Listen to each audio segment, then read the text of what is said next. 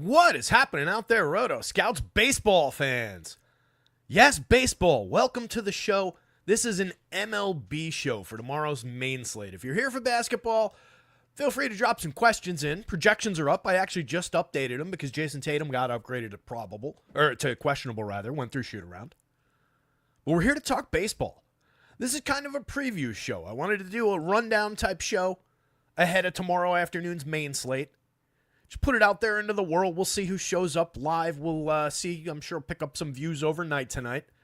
But I definitely, for those wondering, plan on coming back tomorrow morning and basically going through all of this again. And we'll talk confirmed lineups for whatever we have at that point. We'll go through all the matchups again. We'll go through all the picks again. And it'll be I can't use the term I almost used. I almost said a deeper dive. And it can't be that, obviously. Copyright stochastic. But it'll be a more involved plunge, which is not a good show name. But we'll take a more involved look tomorrow. Today, we're going to go a little bit surface, but we'll probably end up talking for like an hour and a half, 2 hours. I have a hard stop for us at 6 o'clock because I want that last hour dedicated to basketball. But let's just kind of dive in, and we're going to talk about at least the highlights. We'll talk about some of the pricing, the stack combinations, what the projected lineups look like. Lineups obviously very much in flux right now. We don't exactly know what some of these teams are planning on doing when they officially hit the ground running for the regular season. We've seen some lineups and some various experiments like Austin Wells in the leadoff role here for the Yankees. We'll see how that comes together, but we'll have all the confirmed lineups well ahead of things sometime tomorrow. But these will probably get updated again tonight in terms of just a few changes that have come through. I know FanDuel added a couple players to the player pool, like Nolan Jones was missing. He got traded to the Guardians and is going to be an interesting piece potentially for them. So we'll catch up on any changes as the night goes on. And we'll talk through all of this again tomorrow morning. But pretty interesting slate. Two bonus games on the FanDuel side. So these two games, FanDuel only. And that slate starts in the 3 o'clock hour. What is it? 3:05. And then DraftKings catches up an hour later with the remaining games. So you get the Yanks on the FanDuel slate. You do not get the Yanks on the DraftKings slate. Yanks favored pretty decently at home with Carlos Rodon on the mound, going up against Freddy Peralta. Obviously, we've got some bats of interest on both sides, hitter-friendly environment. The reason I pulled up the run board, though, I definitely wanted to just highlight that, let's remember spring baseball, March baseball. We're dealing with some low run totals. It's got an impact on the home run board. We only had 3 players crack the 10 spot, the magic number of 10 on the home run board, and then a handful of guys in the 9.5s and 9.8s and so on and so forth. I actually tweeted some of them, some of the guys that I didn't use for the home run picks board, which is up on the website. Tweeted some of those guys as a little teaser. Come find out at Rotoscouts. By the way, the site is rotoscouts.com for anybody new who shows up or finds this overnight tonight or finds us tomorrow. Rotoscouts.com, access to MLB, NBA, NHL, NFL when it's back. Anything else that piques my interest and goes up on the site. Under $1 a day, access to all of it. No per sport fees, no hidden charges, no pop-up. It was $1 this week, but next week it's going to be $15. Under $1 a day, weekly, monthly, quarterly plans. Check it out at rotoscouts.com. So we've got some really low run totals. The only one creeping up is the Baltimore Blue Jays game. 8.5 runs there. The Baltimore side of that one looking pretty juicy. We've got some healthy enough implied totals, though. Baltimore side, 437 is our second highest behind the Yankees at 444. We've got a couple other teams creeping over 4. Both the Giants and the Reds in that bandbox in Cincinnati are above a 4 total. The Angels going up against a minor league pitcher, essentially, in Sean Burke for the White Sox. Angels looking really interesting. I was hoping that the public would somehow miss that. But that does not seem to be the case. The Angels super popular. But we've got some angles on the Angels. It's a team we're going to talk about a little bit, at least at the beginning part of the season. I think they are going to be better than people are thinking, at least while Mike Trout's healthy. Knock on wood, we get a full season out of Trout or thereabouts. But I think the Angels are really interesting this year. Made some improvements to that lineup. They've got some growing youth in that lineup. The pitching's going to be a problem overall. But I do like Yusei Kikuchi in this game. 3.46 implied total on the other side for the White Sox is the not lowest on the board. That honor goes to the Miami Marlins because they're going up against Paul Skenes.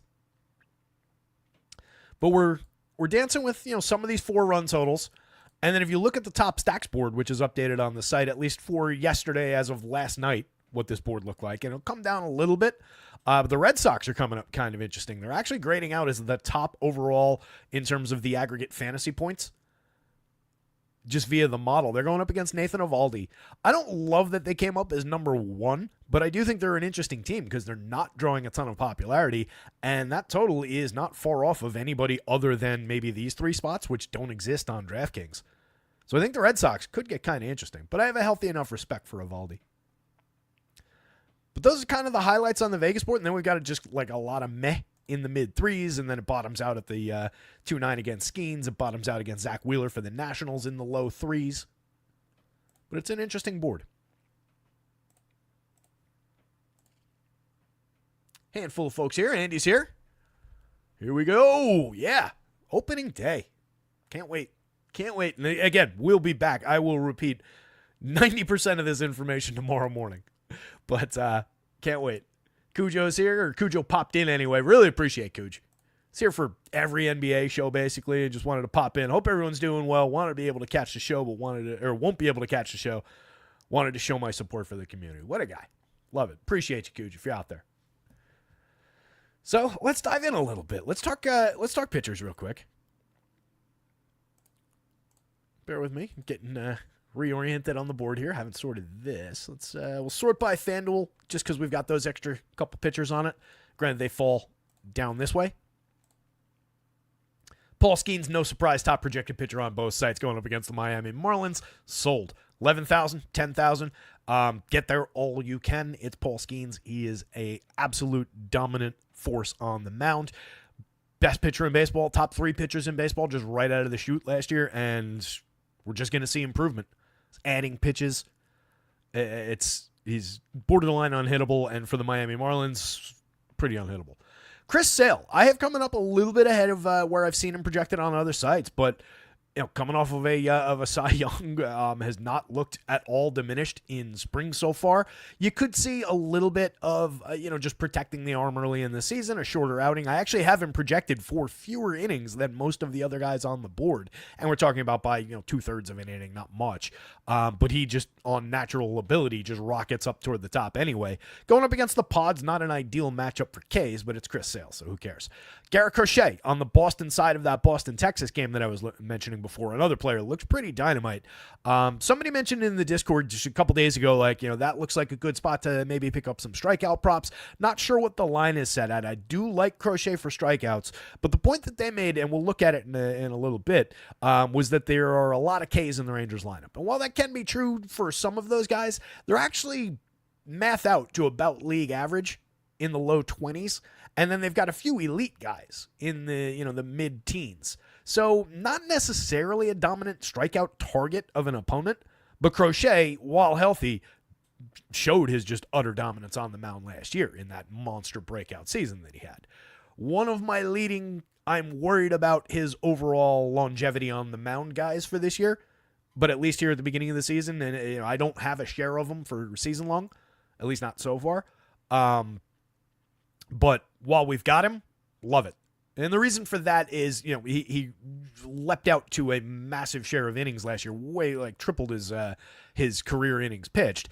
And he's already had Tommy John. It's just a shaky situation, converted reliever throwing that many innings, coming right back. He was fishing for, as part of the trade negotiations at the deadline last year, if you remember, he was saying basically, I will only continue to pitch in the way that you want me to if you trade for me, if I've secured an extension. So that tells me that even he and his camp were a little bit, not concerned, but wanted to lock down the money. So you can read into that what you want. But again, that does not affect his awesomeness on the mound and what he looks like any given slate when he's healthy. Sandy Alcantra coming back. Love to have him. DraftKings, that is a massive bargain spot on DraftKings. Sandy Alcantra against the Pirates. He's thrown 100 miles an hour. He's pitching perfectly fine. No signs of wear and tear whatsoever, and DraftKings has clearly just forgotten how good this guy is. In the spring, last spring start, he got up to 4 innings, 13 batters faced, gave up 2 hits, struck out just 2, but I really like that spot for Sandy Alcantra at 77 on DK. At 9,000, it's more in the wash on the FanDuel slate, but this looks like the first standout value on the board. Zach Wheeler, appropriately priced on both sites, absolutely playable against the Nats. That said, the Nats are an up-and-coming team, kind of some interesting bats on that squad. Yusei Kikuchi, I mentioned him before, love him at 84 on FanDuel and at 6,900, nice on DraftKings. Absolute dynamite going up against the worst team in baseball. They were the worst team in baseball history last season. And in the middle of that season, they said, don't expect any changes from us. We're the White Sox. You're just going to have to deal with it for a couple more years. Hopefully these guys will get good. They're not getting good. They've made no changes. That is going to be, again, the worst team in baseball by a mile. Kikuchi, really good pitcher. Has his ups and downs, has issues with walks over time, has issues with home runs allowed over time. There were years where we targeted him. But for the last few years, he's been very, very good. And going up in this matchup as the number 1 for the Angels, they went and got him to be their number 1. He's a very good strikeout pitcher. He was very strong in his last 10, 12 starts last year. So I love that spot. And again, another guy that's just way too cheap, in my opinion, on the DraftKings slate. Probably going to get some popularity there. But like the idea that you could combine him and Alcantra against the White Sox and the Pirates for that kind of a spend, I mean, you're getting those two for 14.6 on a day where Skenes on his own costs 10. So that's a really interesting combo. Evaldi, you can see how he grades out well on both sites. That is an above average projection or like an average-ish projection for him, despite the matchup and despite what I mentioned about the Red Sox coming away with some pretty healthy fantasy projections against. One to watch, very playable, good pitcher, but kind of just in the middle of this board. Logan Webb, don't love it in that bandbox, but he's excellent at limiting power, keeping the ball on the ground. We'll talk about that. 86.75, not inappropriately priced. Cole Raggins, don't love the matchup against Cleveland just with their ability to limit Ks overall, but there are some strikeout names in that lineup now, so he could have some upside. He's obviously excellent. He's made a bunch of spring starts. Price is okay on the DraftKings side.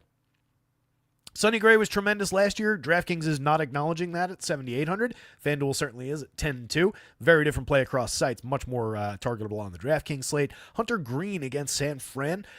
Rocky Spring, still real issues with control command. 7,400 is still a very good price. He's got excellent strikeout upside. So you could probably chase it more on DraftKings. I don't love it on FanDuel, but he probably won't be crazy popular over there either. Freddie Peralta against the Yanks, only on the FanDuel slate, 8,200. Pretty good price for Freddie if he can find some Ks. That said, don't love targeting the Yankees in Yankee Stadium on opening day. Fromber against the Mets, another team I don't necessarily love the idea of targeting with the bats they've got in that lineup now, but Fromber's excellent at keeping the ball in the yard, could have a limiting impact on those Mets. 83 is a pretty decent price for him on the DraftKings slate.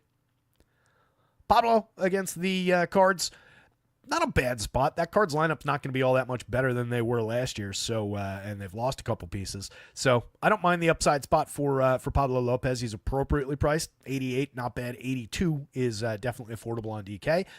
Gore is a good pitcher, but going up against the Phillies, not doing him any favors. 7,400, though, is a very nice price on FanDuel. You could squeeze a little upside, but I'm probably more interested in Phillies bats.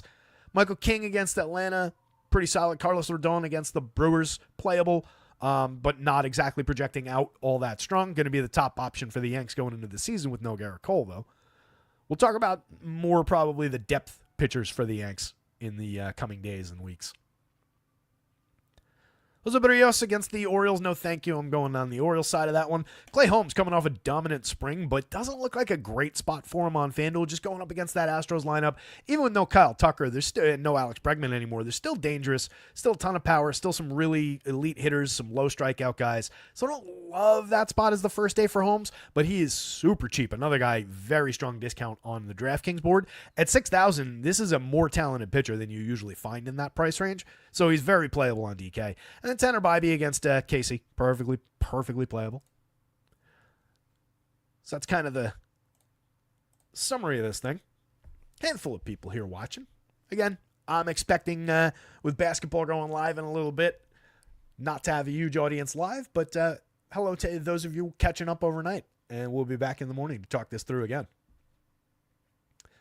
So I'm not going to go through like every single guy, read off every stat, talk about it, but I do think that the Brewers are at least somewhat interesting against Carlos Rodon here. For one, you're getting a really nice power mark on a really cheap Rhys Hoskins. 2,900 on the FanDuel slate. He hit 26 home runs last year. He had a 205 ISO, 517 plate appearances. It was a reasonable season for a right-handed power bat that had been diminished by injury and absence for a little while. That's not a terrible, like, this is within expectations. You'd obviously like more on the triple slash. But the 205 ISO and the home run total is really what we're looking at there. No reason that Rhys Hoskins couldn't turn on one against the lefty in Yankee Stadium. That said, you'd obviously prefer a lefty bat most of the time in Yankee Stadium. But Carlos Rodon, talented enough of a lefty to keep most of their lefties, and they're going pretty heavily right-handed if this is what we get. So you're not really chasing that short porch in right against the lefty with a heavily right-handed lineup. You do have Jackson Chourio, though, at the top of the board here. So you've got two guys in the mid-nines as far as home run upside. And then you've got William Contreras, the right-handed catcher, with a tremendous bat. 281, 365, 466 last year. It's a good Brewers lineup. Chourio is going to continue his absolutely dominant breakout from last year. 21 homers, 22 steals as a rookie. 117 WRC plus, and just got better and better as the year went on. So it's like a targetable stack for a pretty fair price on FanDuel, like a Chourio, Contreras, Hoskins, and then you can easily mix in Christian Yelich even with the lefty on the mound. That said, at 37, maybe not the best target. Maybe you three-man it. Maybe you grab like a cheap, hope for some upside for power from like an Eric Haas, who in just 69 plate appearances last year did hit 5 home runs, 242 ISO, obviously tremendously small sample size. And you can stick him in the outfield if you've got Contreras in there, or obviously on FanDuel you can play games with the util spot. On the Yankees side, no Giancarlo Stanton to start the year. A changed Yankees lineup. Obviously, a huge betrayal in the offseason for my poor Yankees. Not really a huge betrayal, but all right, leave a good situation for a few dollars more. I get it. That's fine. Enjoy being a Met. Austin Wells, I mentioned they're experimenting. It'll be the first time in Yankee history that they have a catcher lead off ever in any game, which is kind of astounding when you think about Yankee history and what that means. But if we don't see it on opening day, we are going to see it this season. Boone went to it enough during spring training that I feel like it's realistic. Kid's got a decent bat, can get on base at a pretty good clip, drew an 11.4% walk rate in his 414 plate appearances last year. Not too bad an option hitting ahead of Judge. You get Aaron Judge, he's Aaron Judge. Don't think too hard. Just play him. 4,500 on the FanDuel slate, perfectly fine. 14.90 leads the home run model as one would expect. 58 homers last year. Cody Bellinger, new addition to the Yankees lineup. Decent lefty stick. Should fill in and kind of just replace what Anthony Rizzo was supposed to be doing in that spot. Paul Goldschmidt, the actual replacement for Rizzo at first base. 22 home runs, 11 steals last year. We're a little long in the tooth with Goldie, but it's not a terrible pickup for the Yankees for a short term. He still does make very good contact, 10.6% barrels, 48.1% hard hits, and more protection in this lineup. You got Jazz Chisholm there, who pretty good power and speed upside, so a very strong fantasy contributor. You also get 3 positions out of him on FanDuel for only 31. 24 homers and 40 steals last year in a... That's not the best season of his career. It's pretty damn close. Jason Dominguez, back in action. We only saw him for 67 plate appearances last year. He spent most of the year in the minors, but here to be the full season threat and hopefully compete for the Rookie of the Year. Ben Rice is an interesting cheap name with some power. 7 home runs in a cup of coffee last year. Has been hitting the ball a lot better in spring training. A lot more plate discipline shown so far in spring training. Bottom 2 hitters I don't love, but you can squeeze a decent amount of counting stat upside out of Anthony Volpe any given slate. Keep this thing rolling. 422. We're doing fine. Again, hard out at 6 o'clock. We won't. We'll see if we talk that long. This is the preview show, though. Got to keep that in mind. The Orioles. Gonna just be very good this year.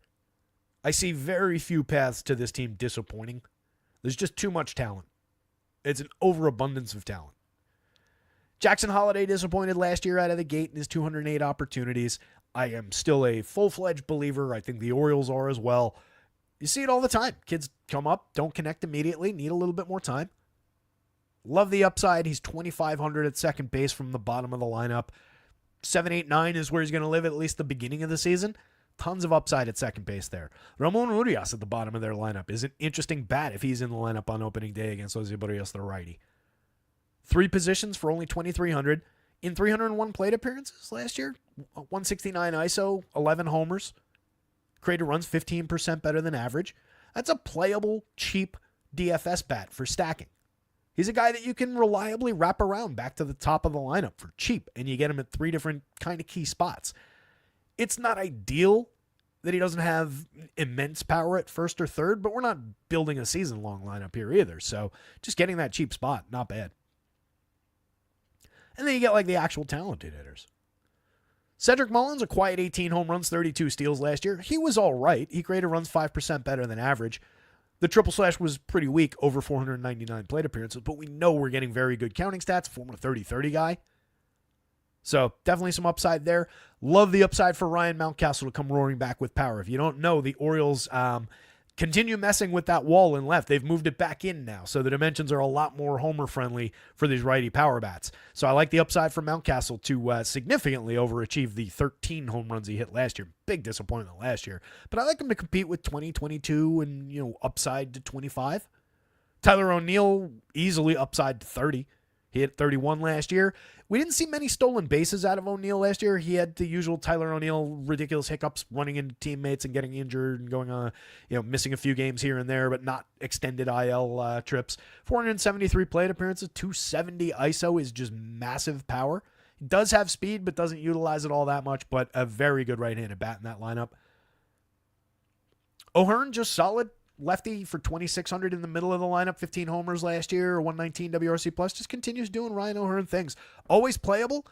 Not the greatest striker of the baseball last year. He was a lot better the year before in terms of the barrel rate, the hard hit rate, but a very playable bat there. Adley Rutschman, if you look at just the numbers, the 638 plate appearances are fantastic, and for a catcher, 250, 318, 391 is not terrible. But these don't necessarily live up to the superstar reputation that he has if you take the catcher part of it out of the equation. 19 home runs, a 140 ISO, is just okay power. But from a catcher, and for just 3,000 honestly coming back, when we know there's upside beyond that, he was a little banged up through some of that last year. Definitely an interesting spot. The Orioles are cheap, at least to start tomorrow. Nobody priced over 3,200 on FanDuel. Love it. Then Colton Cowser, Jordan Westburg, 2 upside pieces for the entire season. 24 homers, 18 homers apiece last year, and a lot of room to grow. So I like both those bats. On the Blue Jays side, so the Orioles, let's talk about the pitchers real quick. I kind of skipped over them in the first game. 19.5, 19.6% strikeout rates for both guys in this game. Both guys are okay real-life pitchers. They both worked in the mid-threes runs-wise. Higher xFIP for Berríos than for Zach Eflin. But neither one of these guys is like the picture of a DFS target. For only 78, you could play Eflin. Going up against the Blue Jays, it's not a terrible matchup. But you still do have to contend with Bo Bichette, Vladdy Guerrero, Anthony Santander in a revenge game. For those that chase that, George Springer, Andres Jimenez is not a terrible bat. So it's not a pushover matchup. And for a guy who lacks the strikeout upside, you're just getting an okay strikeout to walk ratio from Eflin because he doesn't really walk anybody. He's not giving away opportunities, but he's not going out there racking up fantasy point after fantasy point with Ks. Same thing with Berríos. He's been overrated for years. I've been talking about it forever. 92.15 stuff plus rating for him, 92.38. These guys are essentially the same pitcher. And I feel like Eflin doesn't have the reputation even that Berríos does. You can see that in the price. These guys are not all that different. Neither one's all that appealing. I think I'd rather have Blue Jays bats than Eflin, but they're not a prime target outside of maybe some cheap power right there in Vladdy and Santander. And actually, I misspoke, not even cheap. 34 for Santander, 39 for Vladdy. Only Bo Bichette is cheap at 28. That's coming off of a terrible half of the season. 225, 277, 322, 71 WRC plus. The power was out. Need to see a lot at the beginning of the year here from Bo Bichette, but the price is right now. Springer also had a bad year last year, 19 homers, 16 steals, and 95 WRC plus, 220, 303, 371. Highly skippable down the back end of the mountain here. I do think Jimenez is an interesting pickup for them. He stole 30 bases last year. The power just never arrived. At one point, he was like a superstar prospect with the Mets, and the power just never got there. 9 homers last year, just a .087 ISO. but he's a playable bat. He's got a decent enough hit tool. He doesn't really strike out. He gets on base. And combining the 19% Eflin strikeout rate, by the way, with a team where the average strikeout rate for the entire lineup is 15%, another reason, just do not play Zach Eflin tomorrow. Doesn't necessarily lead us to Blue Jays, but they're not going to be up there swinging and missing and striking out much. Bottom of their lineup is meh. They got a couple rookies on the team. We'll see what 7, 8, 9 looks like in the end. No, nothing really to talk through down there. Just going real quick back to the first matchup. Peralta is interesting enough at 82, where I do think you can find some Ks against this Yankees lineup. 23.2%, but you do have some upper mid-20s strikeout guys, just kind of alleviated a little bit by Bellinger's number from last year. So I do think that Freddie is good enough to chase a above-average stuff plus mark. Rodon is really interesting in terms of the stuff plus, but you can see the home run problem that he has, and you combine a home run problem in Yankee Stadium, it's not exactly ideal. But both of these pitchers are more playable than the pitchers in that Blue Jays-Orioles game. It is great to have baseball drop third strike. Total agreement. Lone Wolf's here. What's going on, buddy? Good to see you. For those that weren't here at the very beginning, we will be doing this again tomorrow in more depth in the morning. I say morning, I mean like 11, somewhere in that territory probably. It's a 3 o'clock start on FanDuel, 4 o'clock start on DK. So we'll jump into that window, and we'll do it all with hopefully some confirmed lineups, any changes, etc. But this is a preview show for the overnighters, for anybody who's here now, anybody who's sick and tired of basketball like I am. Figured we would do this. Zach Wheeler looks tremendous. 95 DK, 10-8 FanDuel grades out very, very well. But as mentioned, this is an improving Nationals lineup. They've got a lot of young talent up at the top with C.J. Abrams, Dylan Cruz, James Wood. They brought in Nathaniel Lowe and Josh Bell to fill out this lineup. Kind of interesting bats.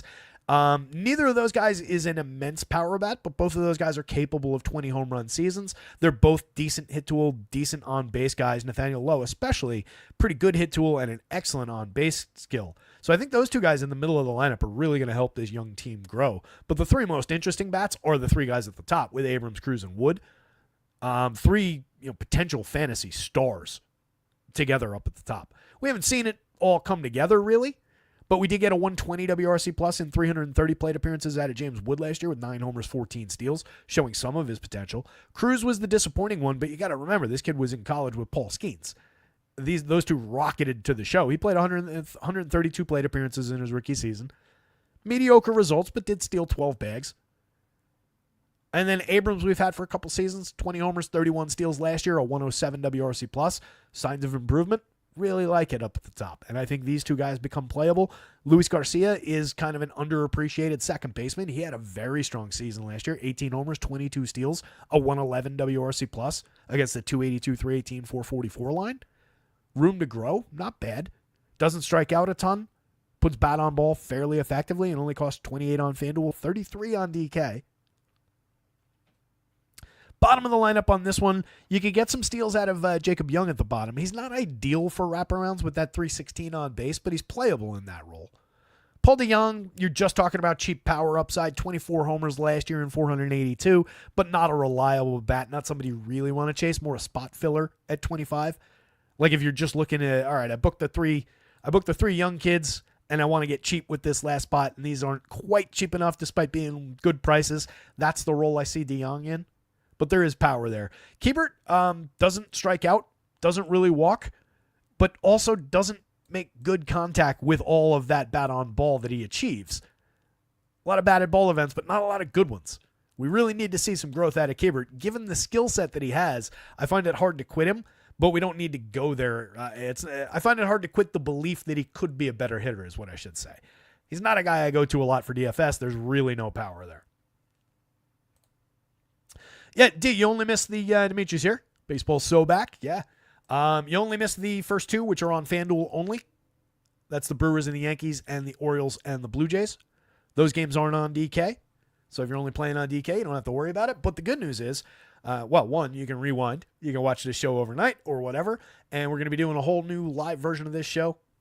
80% probably the same content, but go live tomorrow morning to talk it all through in a before lock kind of a sense. Damn it, can't use that phrase either. It's going to be a significant plunge ahead of the start of the contest. That's going to be the name of my live show in the mornings. Phillies lineup, we know. We know there's a ton of talent there. Going up against the lefty, not a big ding for Harper, not a big ding for Schwarber. The power is ridiculous for both of those players. We should see a better year out of Harper. Not that he was bad last year by any stretch of the imagination. He hit 30 home runs. He had a 240 ISO, 145 WRC+.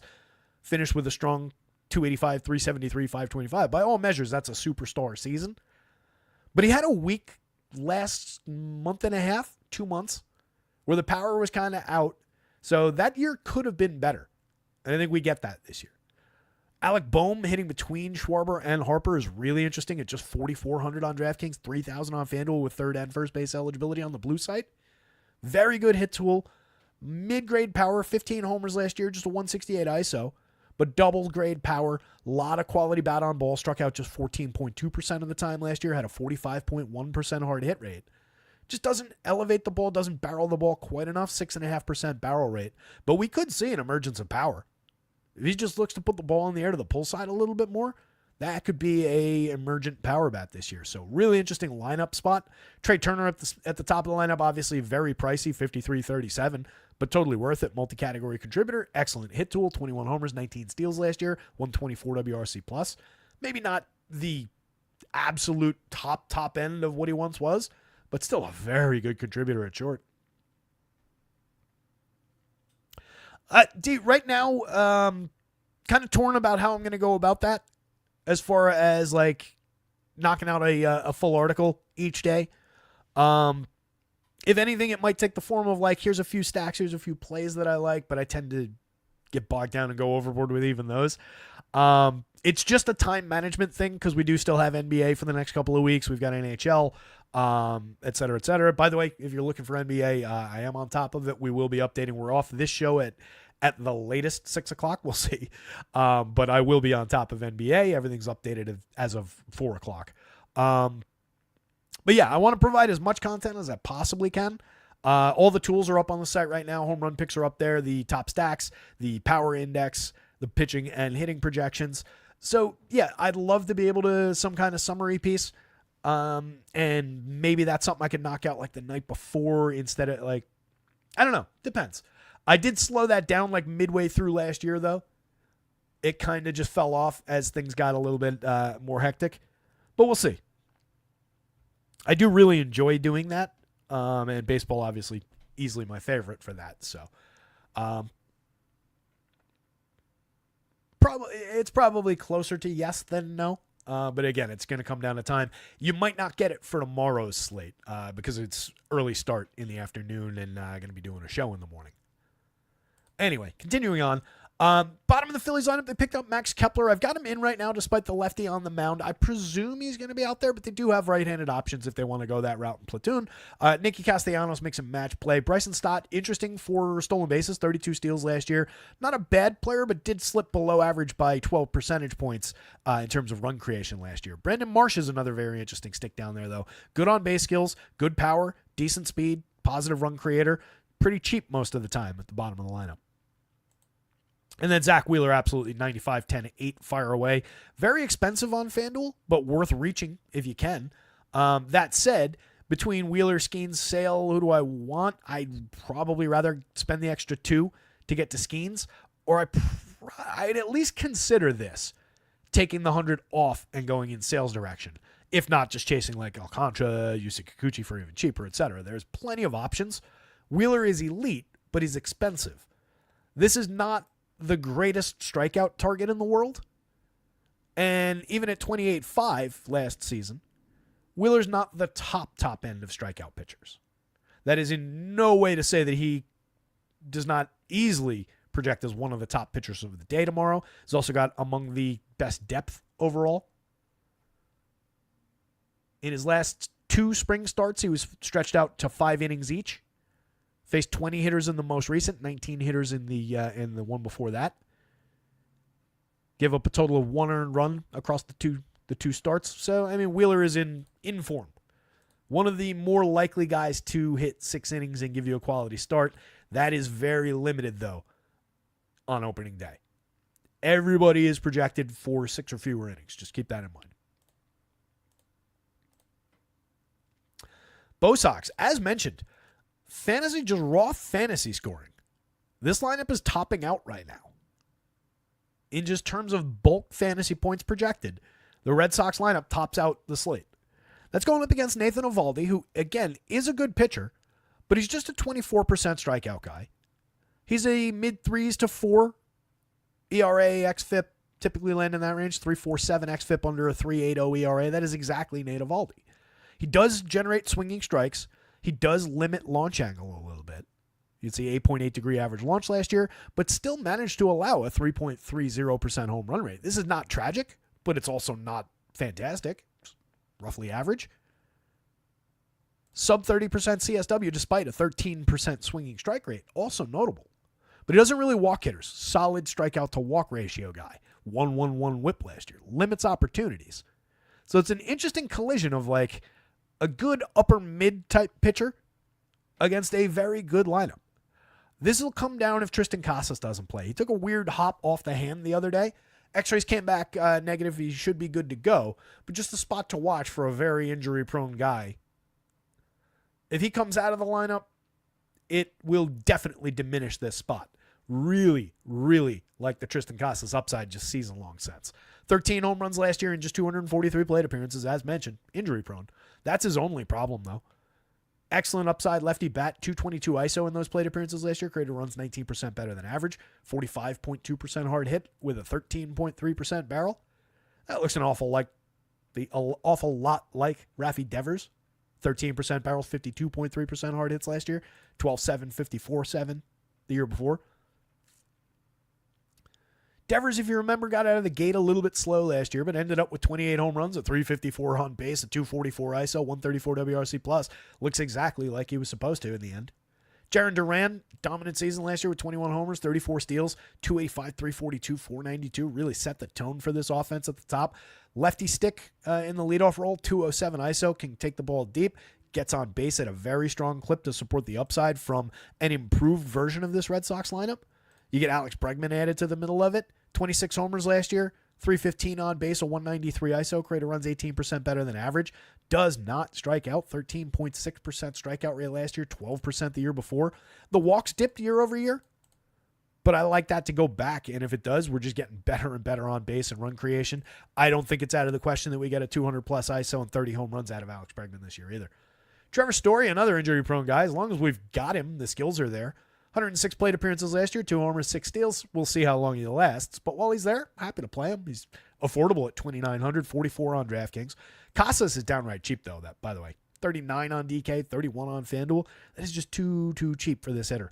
He's better than that. Going up against a guy that you can hit home runs against. Wilyer Abreu had a very solid year in 447 plate appearances last year, 15 homers, solid 206 ISO, 14% better than average for run creation, 10.8% barrels and 49.8% hard hits. It's coming off of 9.4 and 49.1 in whatever the plate appearance sample was the year before. 85 plate appearances. I didn't think it was that significant. But that's a 500 plate appearances of excellent bat on ball out of Wilyer Abreu. He only cost 33 on DraftKings, 27 on FanDuel. He's not exactly crashing through the top of the board. We're halfway to the magic number for home runs. But if you're looking Red Sox, that's an excellent name to keep in mind. Pair him with the top of the board there, get a little bit cheap, and conserve. There's just as much upside in him as there is from a lot of guys hitting 1 through 3 in some of the other lineups on the board. Connor Wong, very good year last year. 13 homers, a 145 ISO is not exactly great, but struck the ball very well. 283, 33, 425. Created runs 10% better than average. Like the upside for Connor Wong to continue being right around this guy. Maybe a little better hit tool than power, but 13, 15, 12, 15 home runs. Christian Campbell, their prized rookie, is deadman priced at shortstop on FanDuel. That's an interesting upside spot. 3,100, DK got it right. They were paying attention. Also, second base, they were paying attention. Campbell made the team out of camp. And he spells Christian with a K, which is why I can never, ever get to him on Fangraphs on the first try. Spring games, just 167, 305, 271. Struck out 30% of the time. Did hit 1 home run in 59 plate appearances. But what's way more relevant than that, across AA and, moving from high A as a 22-year-old all the way to AAA last year, 517 plate appearances, 20 homers, 24 steals, walked 14.3%, struck out just 19.9, 228 ISO, and slashed 330, 439, 558, while creating runs 80% better than average. Kid deserves the role. So, very obviously mid-price over here, and pretty cheap over here for the talent. Sanan Raphael at mix and match piece off the bottom. The Rangers. I don't love throwing them at Crochet, but I do want to highlight what I mentioned earlier. It's just a 21.6% strikeout rate. Now, Crochet, in his 146-inning breakout last year, had a 35.1% strikeout rate. He was one of, if not the, well, not the best, but he was top 5 pitcher in baseball all of last season that he was healthy for. But this also does reflect, he made 32 starts, but we only got 146 innings. They were managing those innings a little bit. As I mentioned, converted reliever, coming off of Tommy John, 2 years ago? 3 years ago? And tripled.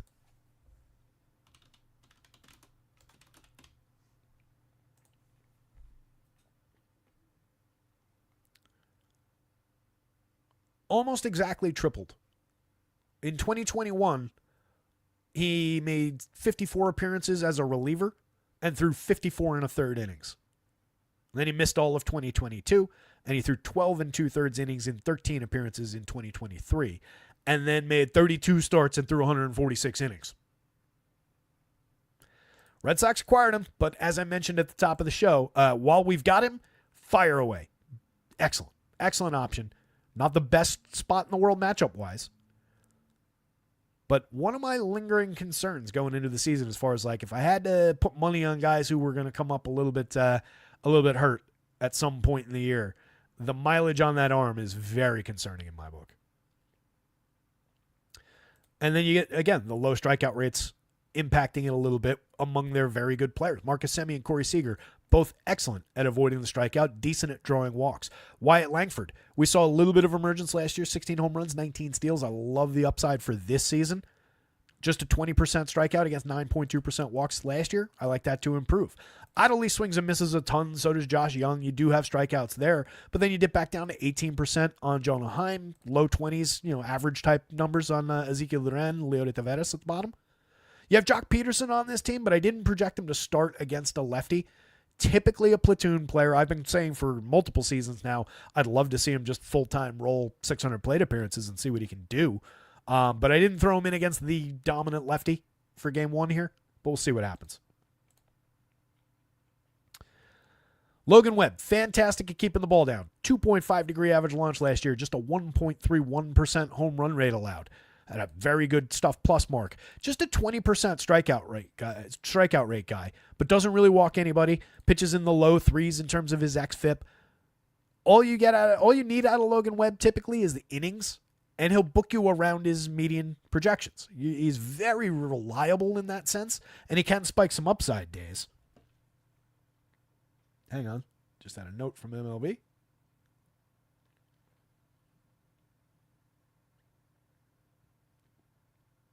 It couldn't have been that important. It went away. I think it was something about Devers. I think it was Devers to DH. Just want to make sure he's not out.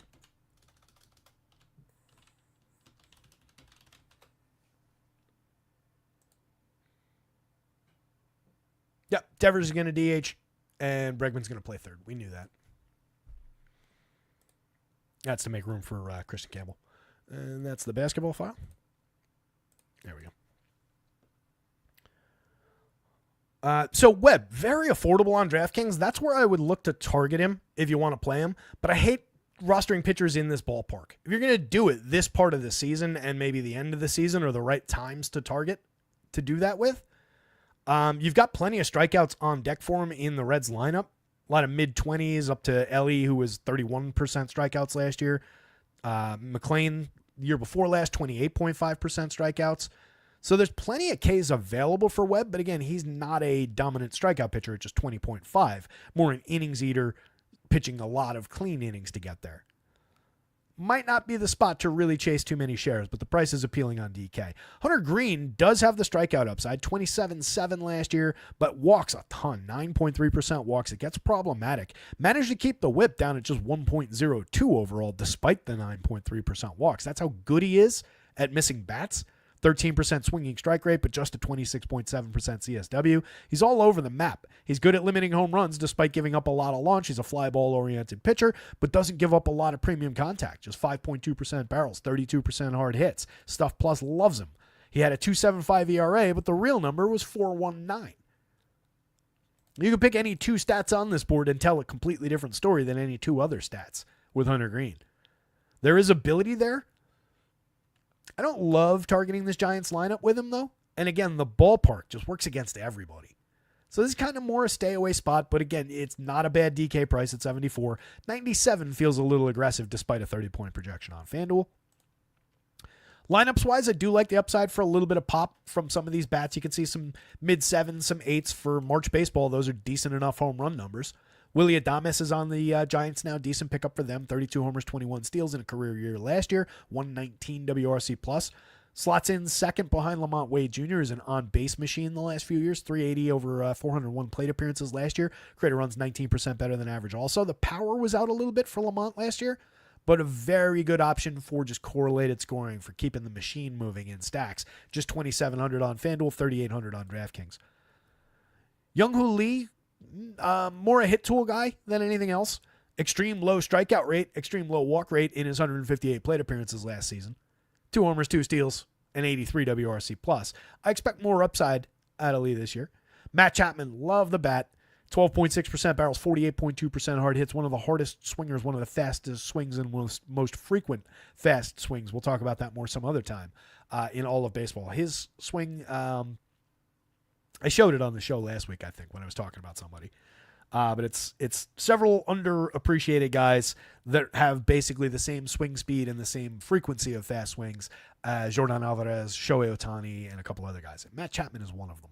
He turned it into 27 home runs last year, 216 ISO. He added 15 stolen bases unexpectedly last year. Fast enough guy, decent upside for additional counting stats from him. Really like Matt Chapman here. Elliot Ramos landed last season 22 home runs in 518 plate appearances. Kind of an interesting bat. Was really underappreciated. 47.4% hard hits and a 14.5% barrel rate in 500 plus plate appearances. Very interesting bat. Patty Bailey's still in the starting role, but they did pick up Travis d'Arnaud. I expect it to be Bailey in that spot. Wilmer Flores, Mike Yastrzemski, Tyler Fitzgerald, kind of mix and match guys. Fitz is interesting as far as a multi-category guy for cheap, 2,900 with 3 positions on FanDuel. 36 shortstop only is not ideal on DraftKings, but 15 homers, 17 steals last year, 217 ISO in half a season, 132 WRC+. That's a productive fantasy player. Just don't love the lineup spot unless you're just thinking of a cheap wraparound on FanDuel. Ellie is a superstar on the Reds, 41, 57. If you can reach it for a one-off, perfectly fine. But what I will say is not the best stacking spot, given Webb's ability to limit runs, keep the ball in the ballpark, and so on. So I don't love the Reds in general.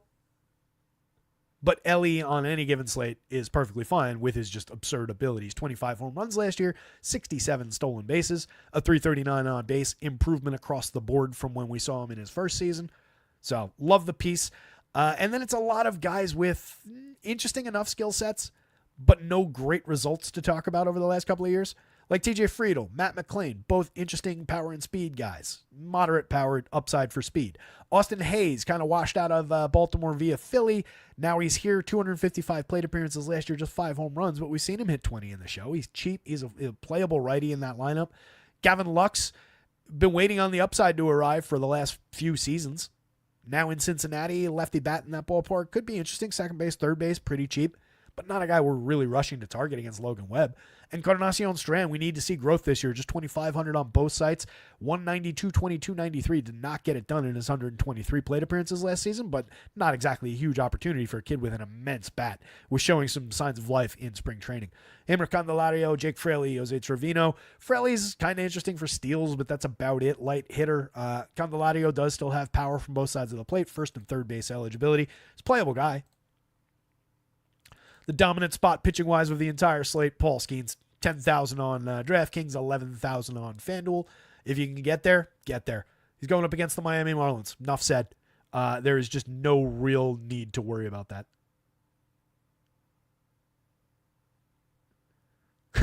As Lone Wolf says, Terry writes the whole article. No AI. That is 100% true. The AI does create the images that I'm using on the site. I posted a funny one in Discord. I asked it for a big pile of bats that were like on fire to represent a stack, and it knows what that means, right? If I tell it it's a DFS article and I'm looking to have a graphic for the best stacks of the day. So I wanted like what I've used but a better version of for the last couple of years, which is like 4 or 5 bats kind of on fire.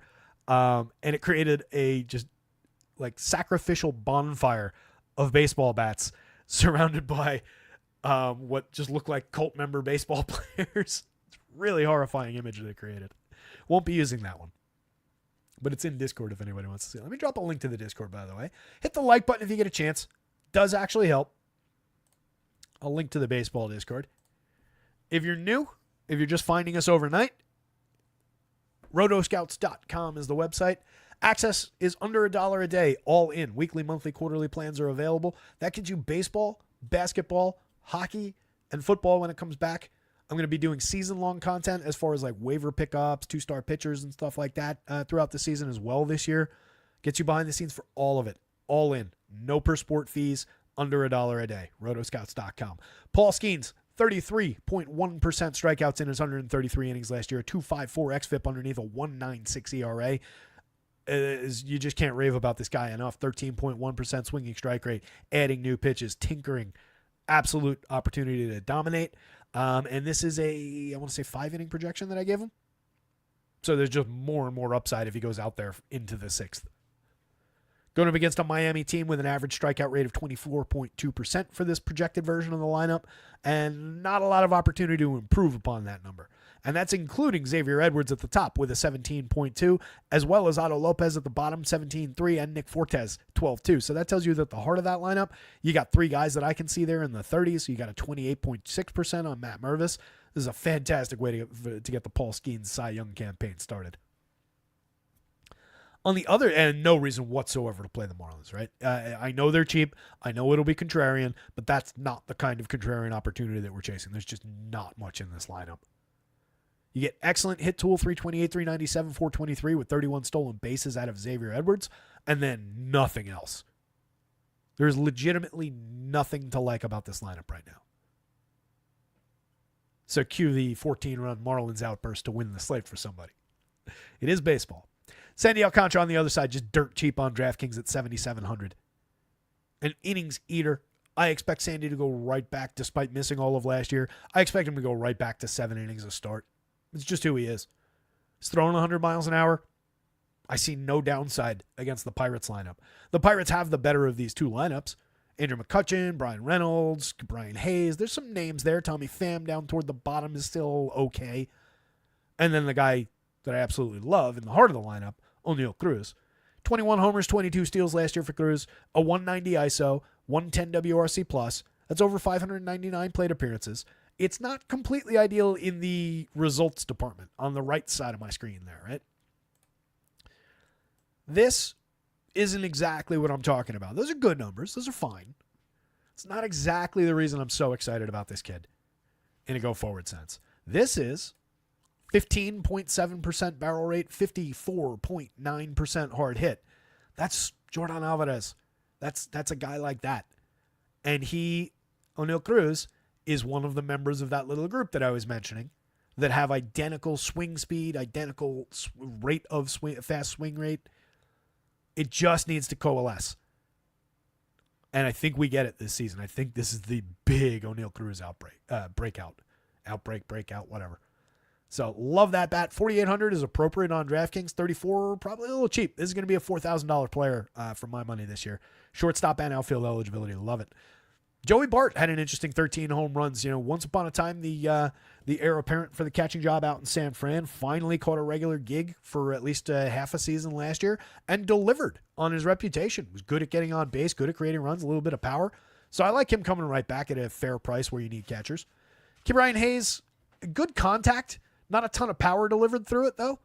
42.9% hard hit rate, but no barrels, a lot of ground balls, 4 home runs last season, a .058 ISO. We need more. Outside of those guys, the bottom of the lineup is pretty meh. You do have Pham down there. 9 homers, 7 steals in 478 plate appearances. Not much out of Tommy Pham last year. Did have an okay 7.2 and 42.7 in the barrels and hard hits department. DJ Stewart, I'll at least throw into the mix because he's min-priced.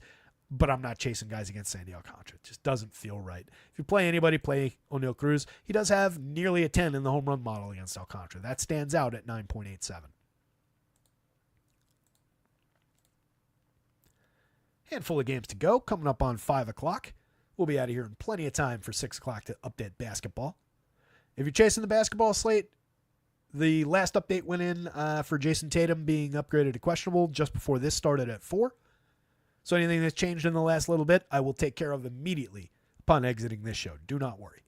Tanner Bybee, $7,000. Not a bad price for a guy who had a 26.3% strikeout rate last year. 3.47 ERA and a 3.72 xFIP underneath that is playable. Solid 12.2% swinging strike rate, so we know he can miss bats. I don't love throwing him against the Royals, though, on opening day with so many good pitchers on the board. Reason for that, 18.3% collective strikeout rate for this Royals lineup. That is fantastic. This team is very good at avoiding strikeouts. They're very good at putting the ball in play, generating runs with their speed, creating havoc out there. So I really don't like the spot for Bybee, but he's very cheap for a guy who can miss bats. He might do it via his talent, negating their ability to limit strikeouts. But the only guy you're worried about striking out if you're Kansas City is MJ. 25% strikeout rate for him last year, and even that is perfectly fine. It's not egregious. You just need more production from him. 194 ISO is okay. 17 home runs is okay. 45% hard hit rate. He's got more in him than that. Wouldn't surprise me to see MJ take a little bit of a step forward this year.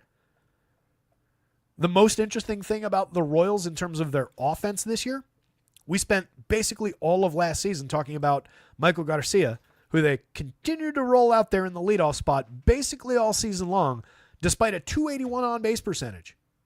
He was a traditional leadoff man in the sense that he stole 37 bases despite getting on that infrequently. But that was why they were leading him off. Old school baseball think. Fast guy, leadoff.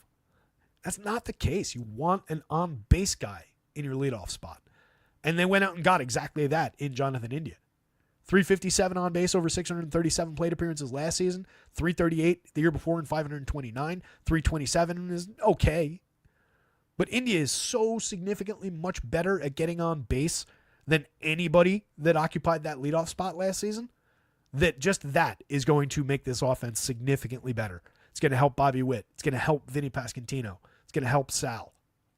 So I love that acquisition for the Royals. He's got a little bit of pop left in that bat, a little bit of speed. Witt's a superstar, 32 homers, 31 steals. He's priced like it, $5,900, $4,300, but we're talking about a guy who went 1-2 in essentially every fantasy league season long this year. At worst, 3.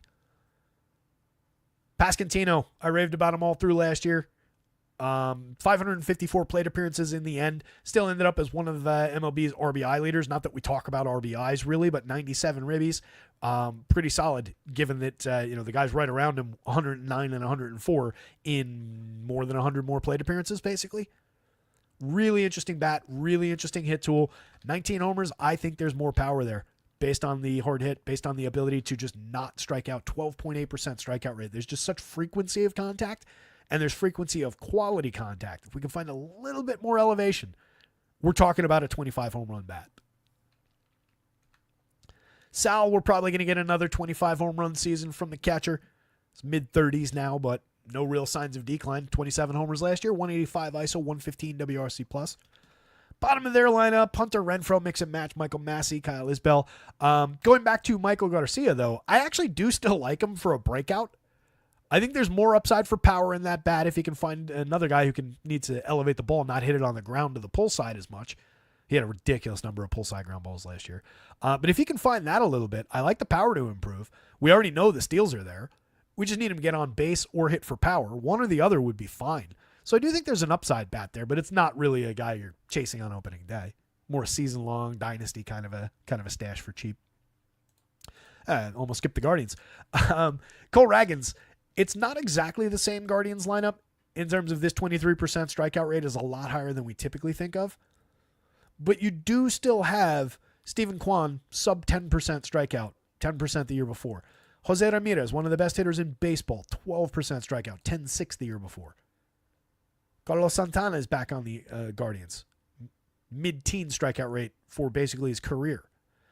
So at least those three hitters kind of negate the extreme strikeout rates from a couple of the other guys, but you've got Big Christmas, Yonchenzy Noel at 31.8% strikeouts, Kyle Manzardo at 26.3%, a couple of 30% strikeout guys now in Gabe Arias and Bone Naylor. So this is a different version of this Guardians lineup now in terms of the strikeouts. So maybe we can chase Cole Raggins a little bit more up the ladder. 98, maybe not that far off the mark on the FanDuel slate. 86 on DK is downright cheap. He had a 29.3% strikeout rate last year, 14.4% swinging strike rate. I'm coming around on this a little bit more.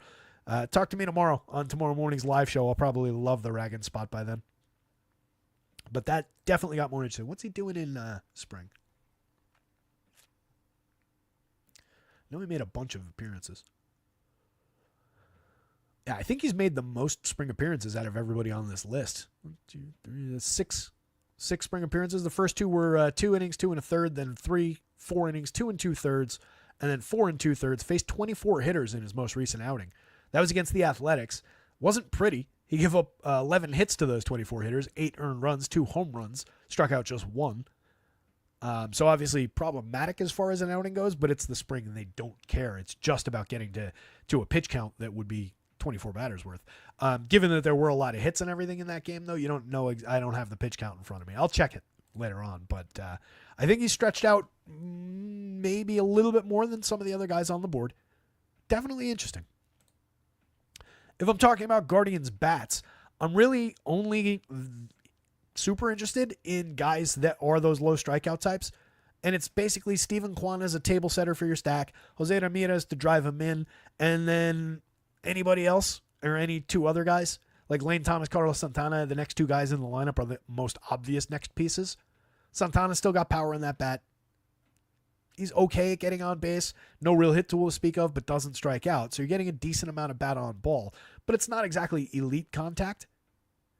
So it's more 20 plus home runs via a lot of bat on ball rather than, immense upside on this side like you get out of a guy like Noel, who puts the bat on ball way less frequently, but with much higher quality to find his power upside. I don't mind either of these two guys. I would probably shy away from Manzardo if he's even in the lineup, by the way. But Noel, the righty, if you're chasing a little bit of power, if you're chasing a cheap fourth bat in that lineup, it's all right. Bottom of the lineup is really rough. Brian Rocchio, not an offensively oriented player. 4 games to go. Klay Holmes, the breakout story of the spring.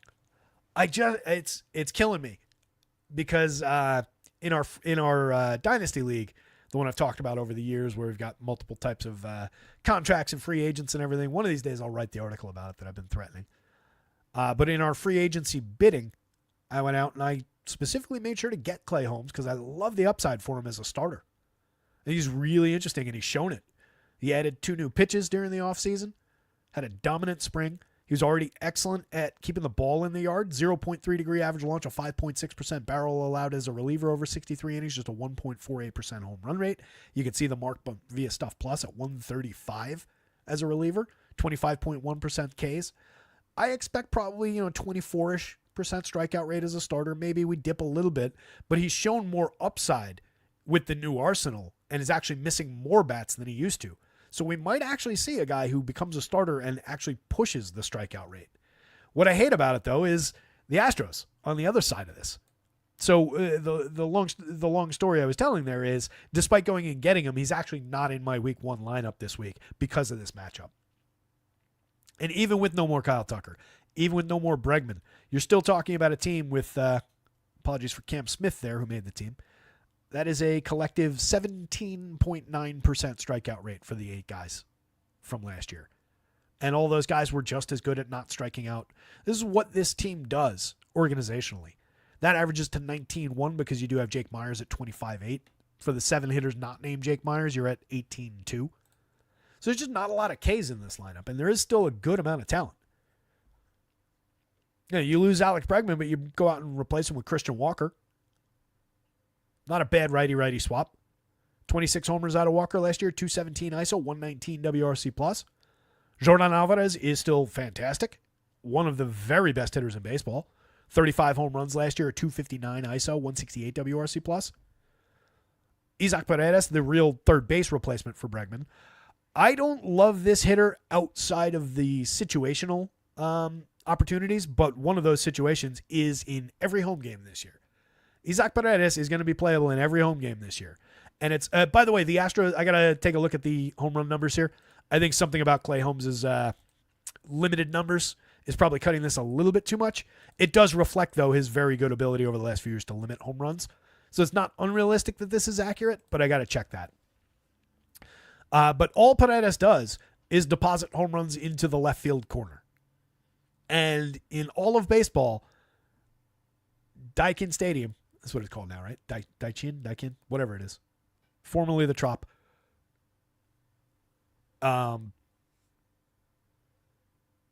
That would have been the best home run park for this player last year, given where that left field corner is.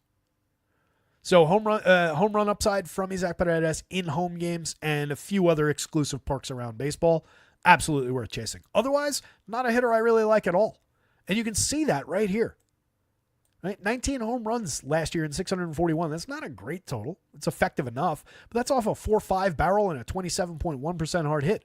The year before, just 5.9% barrel, 28.3% hard hit. He came away with 31 home runs that he was depositing into that left field corner in Tampa. So, not good contact, but as long as there's a short left field fence, you're going to get the home runs. Jose Altuve, still love it. He's got outfield eligibility now. You're going to be playing in the outfield this season. Really interesting bat still, 295, 350, 439 last year. Created runs 27% better than average. Hit 20 homers, stole 22 bags. Maybe it's not the absolute pinnacle of his former production, but he's still fantastic. Still a top 3 second baseman in all of baseball, or second base eligible player in all of baseball. We'll jump down to Cam Smith, who is the min price at third base on FanDuel, $2,400 at third base on DraftKings, and was crushing it through the spring. Wasn't necessarily expected to make this team out of spring, but went out and over 43 plate appearances, 342, 419, 711, a 368 ISO, hit 4 spring home runs, walked 11.6%, created runs 86% better than average, and all of that kind of jibes with the production from last year, at least in terms of the slash line, 313, 396, 609 in 134 plate appearances in the minors last year. But this is not a kid with a ton of experience. This is someone who was in college last year. He has 2024 stats from Florida State. Made 322 plate appearances there. So there's not a lot of experience here. Aggressive promotion. But he's kind of interesting given those spring numbers and the min price on FanDuel and the very playable price on DK. Jeremy Pena also had a good spring. He's a mix and match quality shortstop. 15 homers, 20 steals. He's capable, but he's also just league average as far as run creation. DeBon and Jake Myers at the bottom, mix and match guys at best for cheap. The guy I want to talk about, though, Johnny Diaz in the heart of that lineup. Absolutely love the upside for this bat. He's legitimately one of the better hit tool guys in baseball, full stop. 299, 325, 441 last year. And he's a catcher. A little bit of time at first base maybe, but he's a catcher. 4,000 on DK, 2,900 on FanDuel.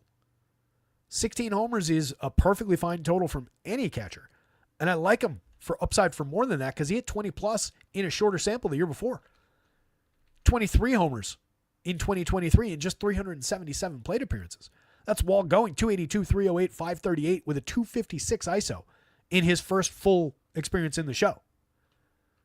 Johnny Diaz has more to offer. 17.3% strikeout. Doesn't really walk, so there's a ton of bat on ball. Absolutely love the upside from this player. He is too cheap going in. Definitely a target spot if you're stacking Astros. That is a very good stack. If you got to leave somebody out of it, it's Paredes for me. I just love the Altuve, Alvarez, Walker, Johnny Diaz stack. And DK, just pop Isaac Paredes in there. You can pop a cheaper Cam Smith in there. And those guys play the same position on DK, so that's just a salary question, a straight lining it or just adding him. So top 6 looks very appealing on the Houston side. And, again, Klay Holmes has been excellent at limiting home runs, finding his Ks.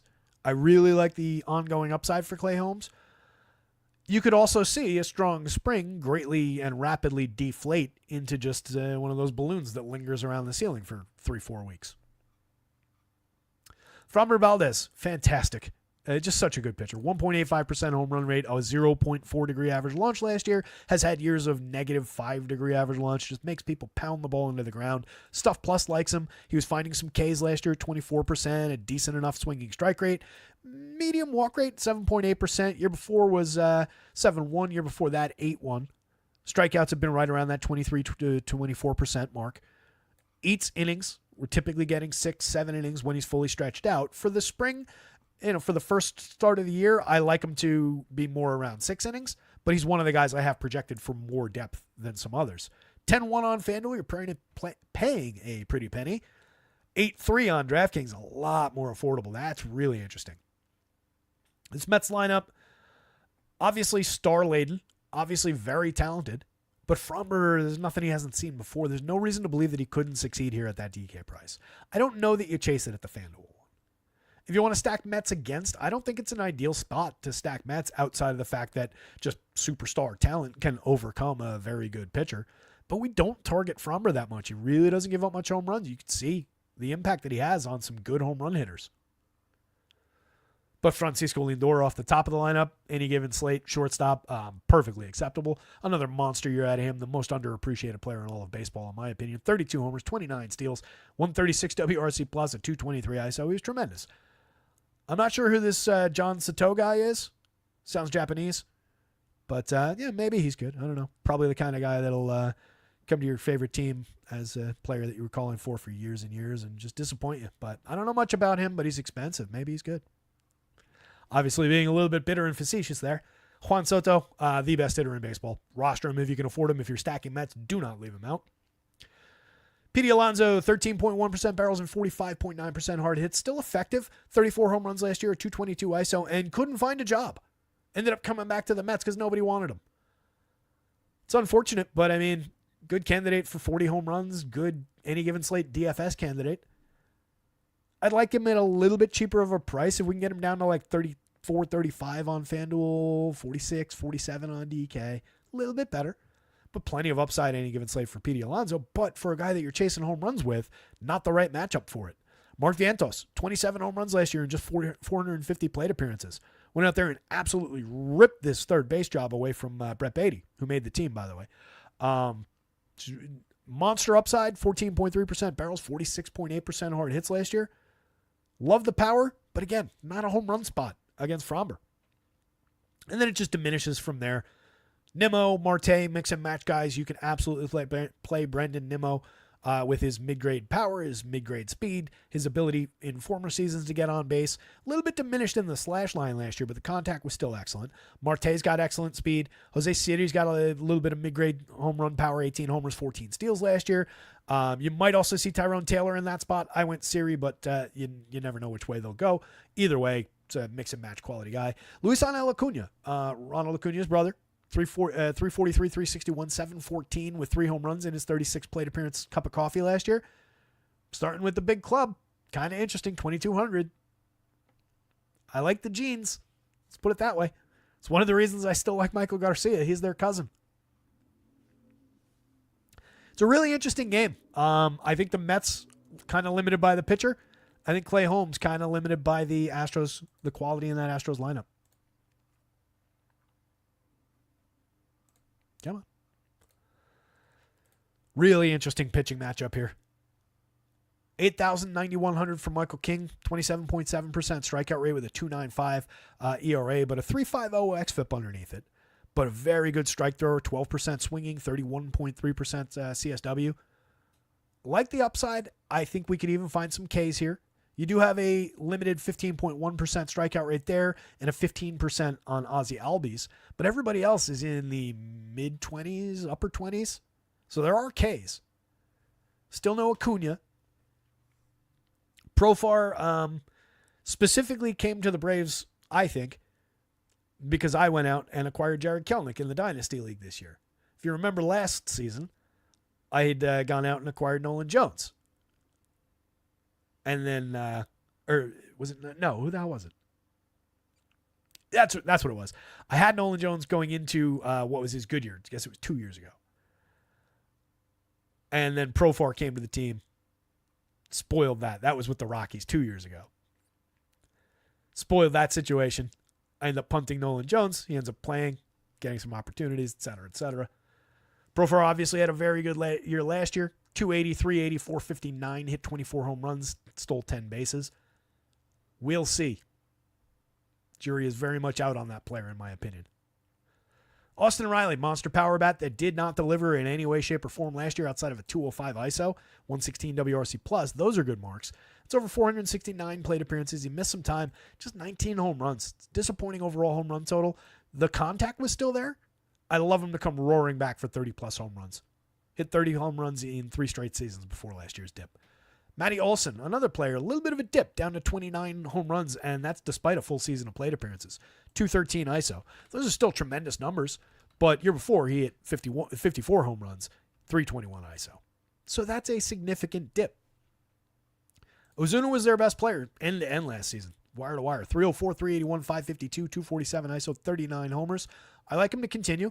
He comes back still with that lack of respect on DK at 47. 37 is correct. He's the most expensive Brave on FanDuel. On DK, they've got both Riley and Olsen. That's not incorrect. I feel like they should have just gone to 5 for Ozuna as well. Ozzie Albies is cheap, at least on DK, 43. Michael Harris is cheap on DK at 43. Michael Harris is also cheap on FanDuel at 29. He had 16 home runs, stole 10 bases in 3/4 of a season last year. Kind of disappointing output, but the tools, the skill set in a fully healthy season, love him for 25-25. Very, very toolsy player. And it's reflected here. 10% barrels, 46.6% hard hits. Not bad as far as strikeouts. Not many walks. So you know you're getting a lot of quality bat on ball out of him. Love the upside for Harris. Albies was another player just 3/4 of the season last year. 9 homers, 8 steals. Really disappointing year out of Ozzie Albies. But let's not forget, this is a guy who just the year before that, 280, 336, 513 with a 233 ISO, 33 home runs, 13 steals. Credit runs 24% better than average. 2022 was a half season that wasn't very good, but before that, guy's an all-star caliber player. So you're talking about one of the very best second basemen in baseball, kind of underpriced over here. A lot of skill there. Drake Baldwin, rookie catcher, made the team, filling in for Sean Murphy for the foreseeable future. A little bit of pop, 2,200, 2,700. Kelenic should be in the lineup, at least against righties to begin the season. And then when Acuna hits, he's going to probably be the guy that falls out of the lineup. Still love the raw skills. 15 home runs, 7 steals last year. The numbers still have not really come together. But he was at one time the top prospect in baseball. 1-1 pick. I mean, the tools are there. It just needs an opportunity to all coalesce. He needs to find his way to a really bad team that will give him 700 plate appearances. That's what has to happen here at this point. The Padres going up against Chris Sale. So I mentioned it before. You do have the limiting impact of the Padres. 19.3% collective strikeout rate. A lot of guys in the teens. It's a lot of what I talked about against some of those other teams out there. But I think Chris Sale, if you're betting on anybody to overcome a low strikeout rate, I think Chris Sale's your guy on this slate. 32-1 last year, and you can make that argument about Crochet if you want to. But for me, 32-1 last year, it's Chris Sale. Don't overthink it. 10-7 on FanDuel with the second highest projection on the board, 9-3 on DraftKings. If you're not going to Paul Skenes, he's at least in the conversation, especially on FanDuel, where Skenes is 300 more, Wheeler's 100 more, and then Sale's the third most expensive out of those guys. But you do get Luis Larraez, just microscopic numbers in terms of walks and strikeouts. Just puts the ball in play constantly. Excellent hit tool, not much else. 314, 346, 392. It's good for correlated scoring. But don't play Luis Arias on his own, really. Maybe as a $2,800 second base one-off, I guess, on FanDuel. Not at $4,000 at first base on DraftKings. Certainly not. Fernando Tatis Jr. you can play as a one-off on any given situation. 55, 4,000, very expensive. Hit 21 home runs, stole 11 bases, 216 ISO last year. But matched up against Chris Sale. Don't love it. In their pitcher-oriented park, too, and don't love it. Jackson Merrill, competitive for Rookie of the Year last year, 24 home runs, 16 steals, 208 ISO, was just dominant. Excellent season wire-to-wire last season out of Merrill. I talked about it last season. As great as Skenes was, immediately out of the gate, he really didn't pitch a full season. I would have awarded the Rookie of the Year to Jackson Merrill. I really would have. And I love Paul Skenes. But Merrill played basically a full year and was excellent all year long. You could also make an argument for Jackson Chourio. Manny Machado still is who he is. 29 home runs, 11 steals last year, 197 ISO. A little bit of a diminishment in power, but the price has come down kind of commensurate with that dip. Xander Bogaerts, a little bit problematic over the last 2 seasons with his wrist injuries, but he's got a lot of buzz as best shape of his life, blah, blah, blah, because he's going back to playing shortstop this year full time. So kind of an upside piece. I'm a little bit intrigued. Shortstop and second base eligible for 28 as well on FanDuel. 45 on DK. A lot less interesting on the DK slate. Bottom of this lineup, I don't really love anything. I'm not a Jake Cronenworth guy. Julie Gurriel making this team is at least a little bit compelling. 2,500 on both sides at first base. He's a guy who, out of everybody over the years, probably got the most screwed by the Cuba embargo, the unfair, ridiculous Cuba embargo. It just kept him there until he was like 32, I think. And then he was like, came over. He had a couple seasons of being essentially a batting title type hitter with a little bit of power. And then just hit like 40 years old and just kind of fell off. It was just too short a major league career for Julie Gurriel. But one last fun year in the sun at a Gurriel wouldn't surprise me. Competitive average and on base. And then 12 home run kind of a season over, call it 400 plate appearances. Wouldn't completely shock me. I think he's playable. But you're talking about just a bargain basement type option down there. Last 2 games coming up on 5:30. Hit the like button if you get a chance. You've been here hanging out. Appreciate you guys.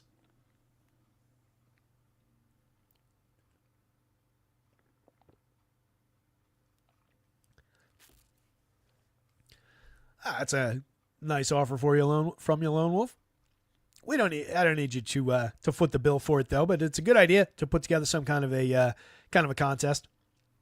But no promo to start the season right now. Under $1 a day is kind of the just built-in promo, right? I was thinking about it and what is a offer to knock like a quarter off of your weekly price really doing for anybody out there? So we're pretty cheap, but I like the idea of maybe creating some contests that people could win and like pick up a free whatever. But stay tuned. You never know what's going to come down the pipe for ideas like that. I'm wide open, and spread the word. That's the key thing. That's why hitting the like button helps. Check out rotoscouts.com. Those subscriptions we just mentioned, all under $1 a day, gets you MLB, the rest of NBA, and then next year's NBA, the playoffs for NBA, NHL, the rest of the regular season, playoffs into next year, NFL when it's back next year. All in prices under $1 a day for all of it, not per sport. The Angels, as I mentioned at the very beginning of the show a little while ago, one of my favorite spots on the board. I also think this is just an underappreciated team this year. I like their upside. If Mike Trout can stay healthy, I think this is a team that can make a little bit of noise, at least as being like better than people expected. Probably don't have the pitching to actually compete, but for DFS purposes, out of the gate, going up against the White Sox, going up against Sean Burke, yes, please. Even with popularity, I like this spot. You get a Mike Trout. I almost made him the home run pick. I made him the home run pick from the Angels, and then I went to a less chalky Angels bat as the home run pick of the day. So Trout, I really wanted to go to him, but he's going to be like the second most highly owned bat on the entire slate per ownership projections that I looked at. So it just felt a little too like, I'm going to take Mike Trout. I'm going to take Aaron Judge. I'm going to take Ohtani. So I didn't do it, but I love the upside. 9.60 in the home run model. Only 3,800 too. Not even 4,000 on FanDuel. 51 on DK. Price is right though. Love the upside for a, if you're talking about anybody from multi-home run days, you could throw them into that mix too. Taylor Ward, quiet 25 home runs off the top last year, just a 179 ISO, but created runs 11% better than average in 663 plate appearances. One of the reasons to not necessarily think this team's just completely dead coming out of the gate, 13% barrel rate, 42.1% hard hit, hitting ahead of Nolan Shanuel, who was interesting last year with his 343 on base. You take a guy who can get on base at a 34-35% clip and put him ahead of Mike Trout, you will make things happen in terms of run creation. 104 WRC plus last year with the good on base. That was without Mike Trout for most of that season, for all of the season where Shanuel was given any quality. They went out and picked up Jorge Soler, who is really interesting, coming off of a diminished season. Only 21 home runs in 568 plate appearances. Still a 199 ISO.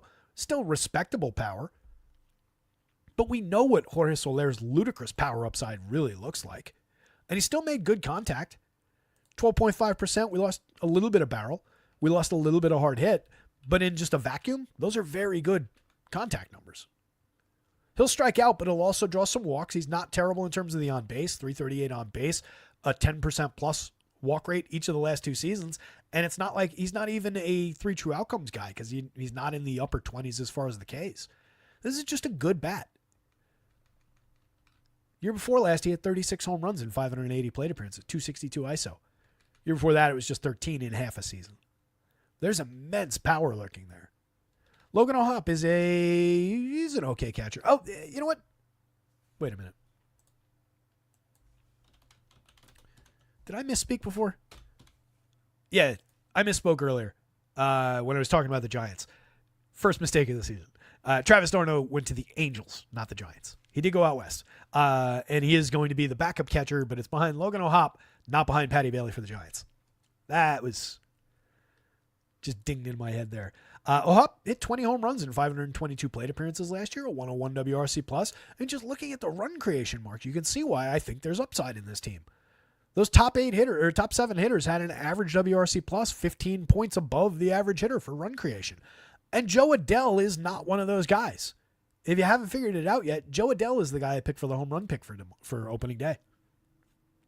It's coming on just a 6.35 given where he lands in the lineup. If he was up here, it probably cracks 7, but it's not a 10 plus. So why do I like Joe Adell? 11.7% barrels and 44.5% hard hits over 450 plate appearances last season. Very quiet, 20 home runs and 15 steals. From another guy who was once upon a time one of the very best prospects in baseball.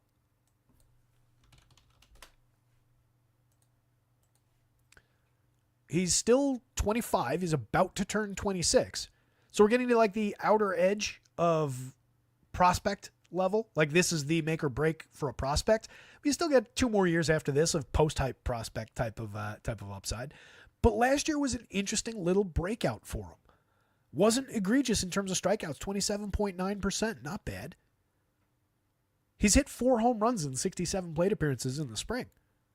Some of which came against guys, to quote Major League, who will be bagging groceries in a couple of weeks or tomorrow. He still only went 172, 194, 375, but he had a 203 ISO in the spring.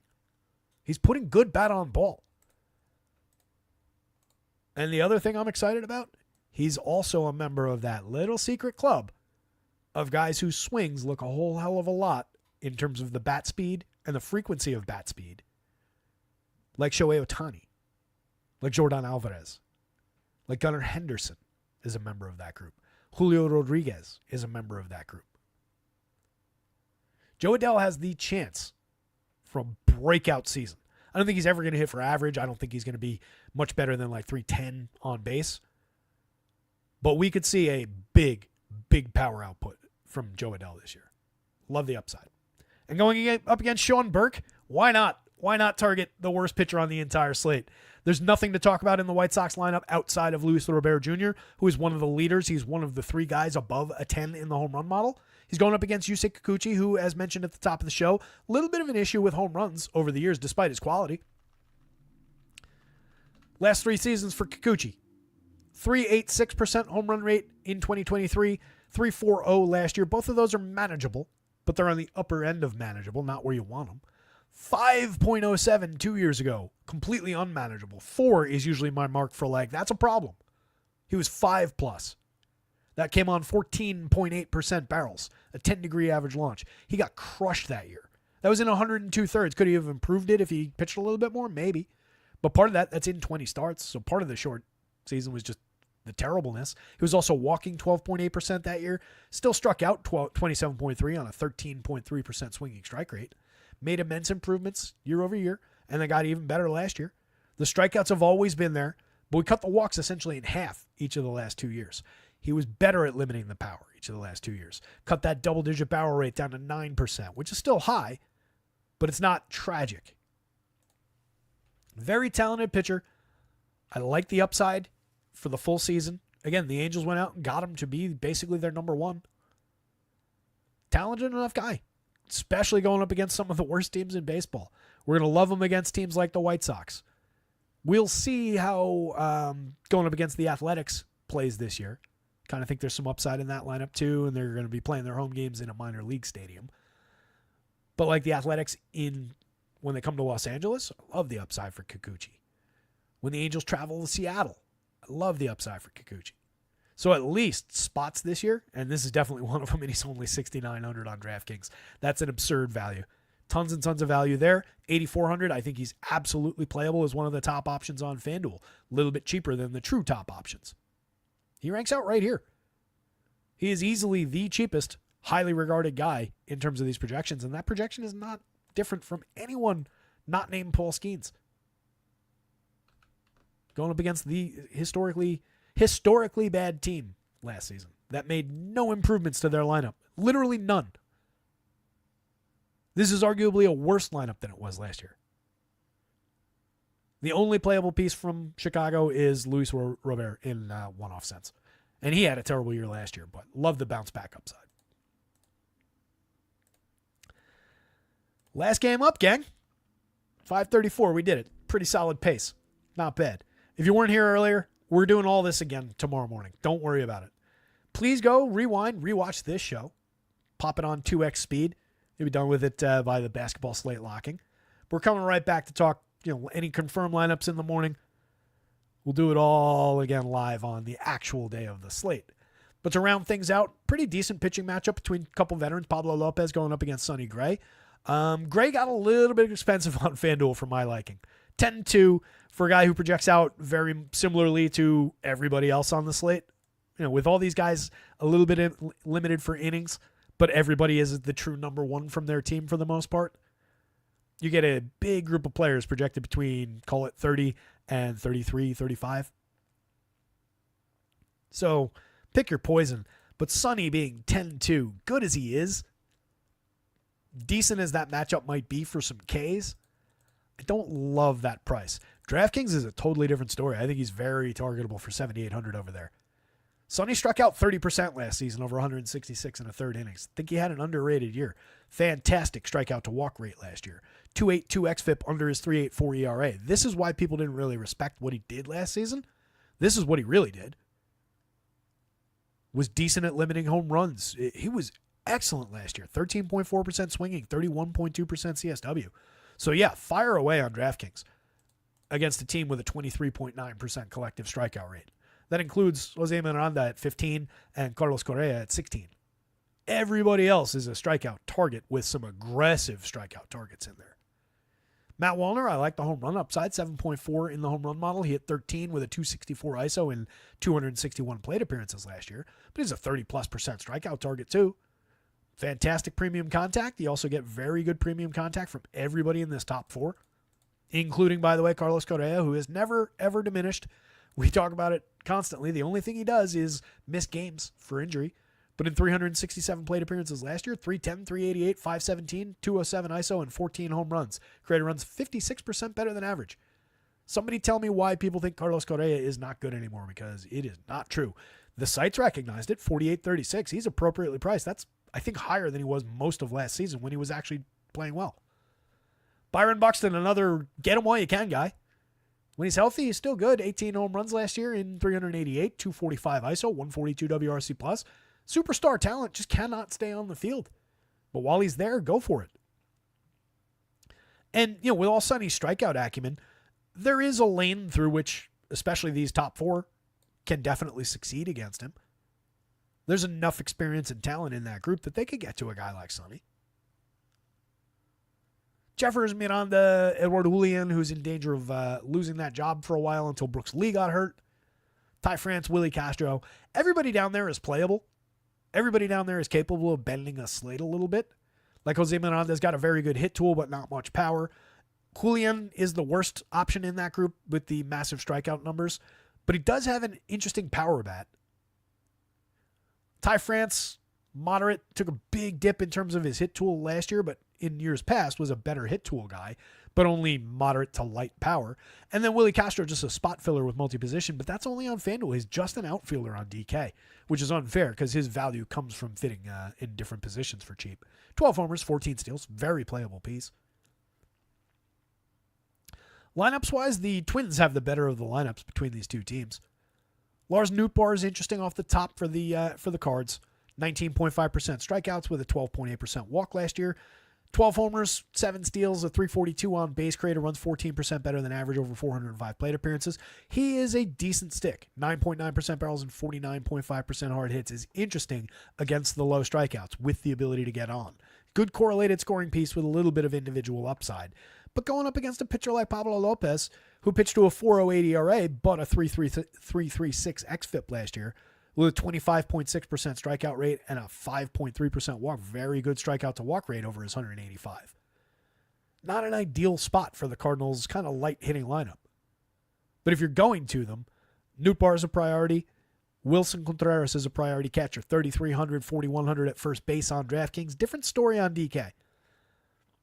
And really it's on FanDuel as well because it's not like catcher unique on FanDuel. So I guess not as appealing. If it was reversed and he was a catcher on DK, that's when he would be interesting. I don't love the bat at first base. He's very good, don't get me wrong. 206 ISO, 15 home runs. But at first, he just kind of averages out to a mid kind of a property, where at catcher, he's one of the top options. Donovan is a mix and match role player. Nolan Arenado has a broken swing. All of last year, it was one of the, I talked about it a lot in his big decline last year, 16 home runs. If you look at those new swing tracking numbers that came out last season, and we didn't have anything to compare it to for previous years of Arenado, which is the shame of it because I'd love to see more data on it. But he had one of the longest in terms of you start here and you swing. I can't do it with the microphone there. But one of the longest swing planes to come around to the point of contact and one of the slowest. You can be one of those two things and be excellent, but you can't be both of them at the same time and be any good at all. So it was a real problem last year. I cut his salary from the Dynasty team in the offseason. Alec Burleson, mix and match quality guy. Ivan Herrera is an interesting catcher. In 259 plate appearances, 301, 372, 428. He was the heir apparent to this catching job going back to Yadi Molina having the starting catching job. They went and got Wilson Contreras because Ivan wasn't quite there yet. But now he's kind of come into his own. Interesting catcher bat this season. Jordan Walker posts hype-ish. Given what I said about Joe Adell's post-hype, it's not fair to say that about Jordan Walker because I think he's just 22. Yeah, still just 22, about to turn 23. So we have a lot of time still on our hands to play with as far as Jordan Walker finding it. But the kid was 2 years ago regarded as one of the very best prospects in baseball. Didn't hit to start, went down to the minors, came back up for the second half of the season, finished the year at 276, 342, 445, created a run 16% better than average and hit 16 home runs. And then the same damn thing happened last year without the quality second half. 201, 253, 366, 72 WRC plus, 5 home runs, but had a decent campaign in the minors. So we're just kind of caught in between. Maybe ultimately he's a quad A type guy that never lands. But there's time and there's talent and 2,800, 2,500. If you're going to the Cards, I would include him. I think he's interesting enough to find out. Victor Scott, we saw last year, greatly disappointing. Given his blazing speed, he just couldn't put bat on ball. 179, 219, 283. Couldn't reach first base to use that blazing speed and couldn't make contact. We might see the same thing, but he was a super buzzy player in season-long, super buzzy player coming out of spring. He hit 4 spring home runs, which we're talking about a guy who at no point has he ever been a power bat. So I think that's just a weird spring aberration. Like in 618 plate appearances across 3 levels of the minors in 2023, peaking at AA, he hit 9 home runs. The reason you like Victor Scott is because in that same sample of 618 plate appearances in 2023, in which he did not hit many home runs, he stole 94 bases. 94. It's a lot. It's not quite Chandler Simpson, who I like better. Simpson did not make the Rays out of camp, but I expect to see him fairly soon. He has an elite hit tool to go with similar speed. He stole 100-plus bases last year. So I prefer Simpson to Scott, but we've got Scott tomorrow and we don't have Simpson. I think he's playable, but I really need to see some proof in that hit tool. I don't attach too much to a 349, 451, 721 spring over 51 plate appearances. It's at least nice to see. If you're looking for a reason to roster him, that's what it is, that and the speed. But I really need to see it, and going up against Pablo is not exactly the spot to throw him into the fire. Mason Wynn, decent, 15 home runs, 11 steals in a full season last year. I expect some growth. Cheap at the bottom of the lineup, not an ideal spot, not an ideal matchup. And that's it. Hour 43 or so. Not bad. I expected to go about that amount of time. I wasn't sure how light a touch we were going to have on each team, but we ended up talking about basically every guy on this slate as usual. You guys absolutely rock out there. We're going to come back and do this entire slate again tomorrow morning. So if you missed it, rewatch tonight. Keep track, see how many things I say differently tomorrow. Maybe the takes will be completely different. Who knows? I'll be updating lineups. I'll be updating lines and et cetera all night long. NBA will be updated. NHL is up and running for the 4-gamer NHL slate tonight. A little light day for NHL. You get all the line combinations, all the power play units in there, by the way. NBA, you get all the fun and insanity of updating those lineups for March basketball, soon to be April basketball. 3 more weeks of winter. God, I can't wait till the playoffs start and we get some sanity from the NBA again. It's just been a grind.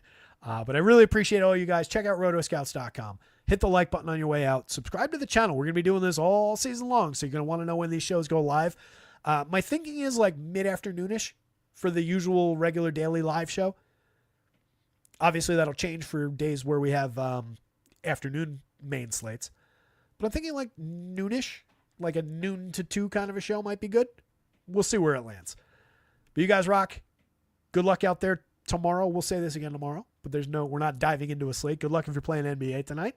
Somebody go win something. Share a screenshot when you do. And we will be back for more bright and early tomorrow. Or bright and early-ish. Our kind of bright and early. See you guys.